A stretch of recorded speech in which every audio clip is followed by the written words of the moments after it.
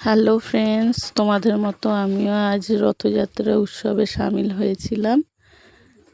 দেখো, ছেলের প্রচণ্ড বায়না। ওর শরীরটা তো ভালো না, তোমরা জানোই।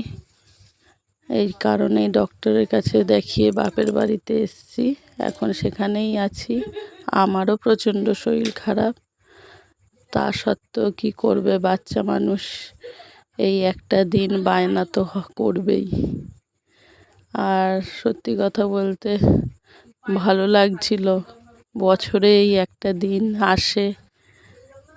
আর গিয়ে ছোটোবেলার কথা প্রচণ্ড মনে পড়ছিল, কারণ ছোটোবেলায় আমরাও এই রথের জন্য রথ কিনে দেওয়া থেকে শুরু করে সাজানো গোছানো নিয়ে বড়দের সাথে খুবই বায়না করতাম বড়দের কাছে।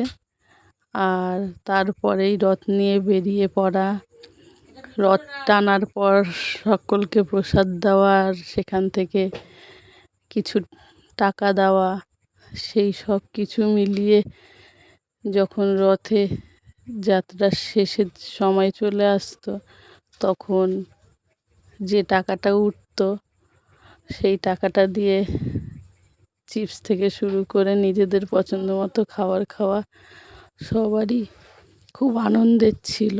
তোমাদেরও হয়তো ছোটোবেলাটা এরকমভাবেই কেটেছে। বাট দেখো, আমাদের এখানে রথটা এত সুন্দর। আমরা পেছনের দিকে দিয়েছিলাম, কারণ রথটা তখন প্রায় শেষের দিকে মাঠে ঢোকানোর পরিকল্পনা চলছিল। এত সুন্দর সাজানো ছিল রথটা যে দেখতে খুব সুন্দর লাগছিল দূর থেকে। আর প্রচণ্ড প্রচণ্ড ভিড় ছিল, দেখতেই পাচ্ছ। চারিদিকে শুধু লোক আর লোক, আর হবেই বা না কেন, এই একটা দিন তো সবাই আশা করে থাকে রথের দড়ি ধরে টানার জন্য।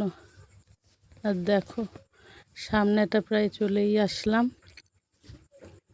আমি ছেলেকে বললাম যে যাও রথটা টেনে এসো, তো ও সাথে সাথে চলে গিয়ে রথটা টানলো। আর সাথে সাথেই একদম শেষ মুহূর্তে গিয়ে পৌঁছেছিলাম। রথটা টানার পরই প্রায় দড়ি গুটিয়ে নিচ্ছিল। খুব এত সুন্দর, দেখো, দারুণ লাগছিল।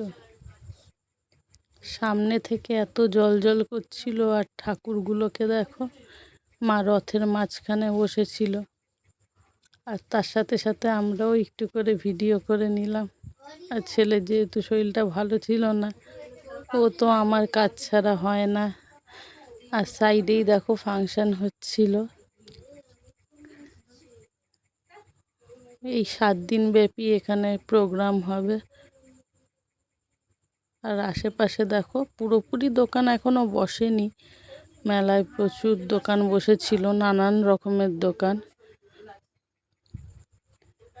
ঘরের ডেকোরেশনের থেকে শুরু করে, জামা কাপড় থেকে শুরু করে, দেখো এই ল্যাম্পগুলো কত সুন্দর।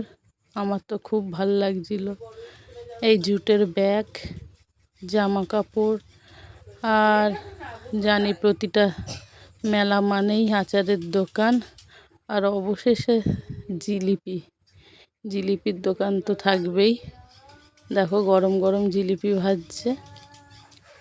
তারপরেই দেখো আমরা ভোগ নিয়ে নিচ্ছি। 3 জনে মিলে ভোগ নিয়ে এবার বাড়ির পথে রওনা দিয়েছি। টাটা। আমার ব্লগ ভালো লেগে থাকলে লাইক আর সাবস্ক্রাইব করুন।